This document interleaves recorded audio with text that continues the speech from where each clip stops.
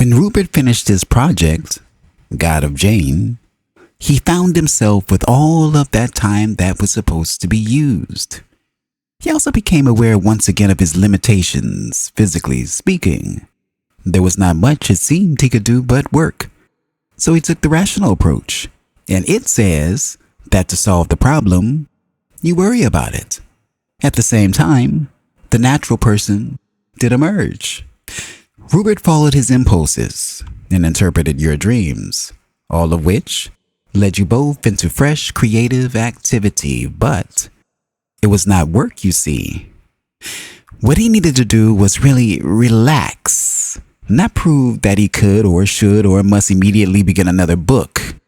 True creativity comes from enjoying the moments, which then fulfill themselves. And a part of the creative process is indeed the art of relaxation, the letting go, for that triggers magical activity. And that is what Ruburt must learn. I will have quite a bit to say again about the magical approach, and I do think the term will help each of you bring framework to far more into your experience. As far as Rubert's present situation, he should not wear, say, one pair of jeans for a week, but instead alternate with 2 or 3 pairs that can be worn, of course, many times. The underclothes are a poor kind, both for the weather and for someone whose motions are restricted.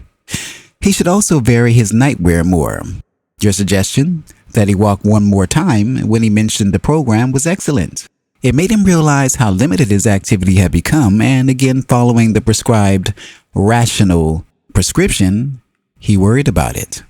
Then, he contrasted his present position against the idealized desired one, all of which served to lower his mood and intensify his susceptibility to the heat, chair pressure, and so forth.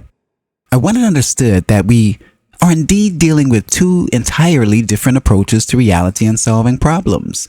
Methods we will here call the rational method and the magical one. The rational approach works quite well in certain situations, such as mass production of goods or in certain kinds of scientific measurements.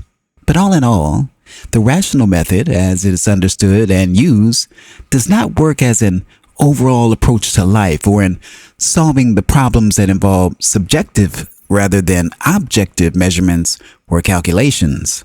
Those methods work least of all for any art. It is a trite statement perhaps, but the ruler's measurements have absolutely nothing to do with the measurements made by the heart, and they can never be used to express the incalculable measurements that are made automatically by the smallest cell. The rational mind alone, as it is presently used, because it is a rather artificial construct, a function given prominence, can never understand the dream measurements that you undertook to come up with the Brenner dream. Ruburt kept a strong rational approach to make sure he was keeping his psychic activity in line, because in your society, this seemed only the rational thing to do.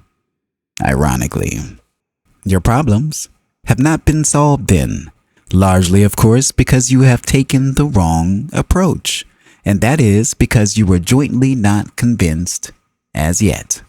You still held to those trained beliefs. In that regard, Ruburt has suffered more than you have. The old beliefs, of course, and the rational approach are everywhere reinforced, and so it does indeed have a great weight.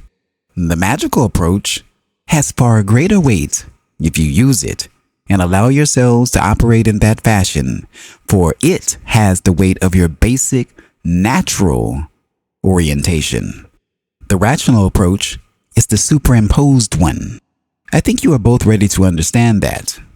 In this session is the material that will allow Ruburt to get out of the present situation, but we will continue the discussion at our next session. I have given you some such material before, as I intend to give you shortly.